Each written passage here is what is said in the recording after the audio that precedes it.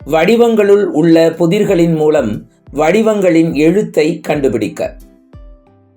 ஒரு அருங்கோணம் பிளஸ் முனையற்ற செவ்வகம் equal to J. முனையற்ற செவ்வகம் பிளஸ் முக்கோணம் G. ஒரு அருங்கோணம் மைனஸ் முக்கோணம் என்ன? இதுதான் கேள்வி. முதல் 2 சமன்பாடுகளை அப்படியே எடுத்துக்குவோம். அதை கழிக்க முடியுதான்னு பார்ப்போம். ஏன்னா முதல் 2 சமன்பாடுகள்ல 2 முனையற்ற செவ்வகங்கள் இருக்கு இல்லையா? கழிச்சிருவோமா? ஜேயினுடைய பொசிஷன் 10, ஜியினுடைய பொசிஷன் 7. அந்த எண்களையும் அங்க பிளேஸ் பண்ணிக்கிறோம்.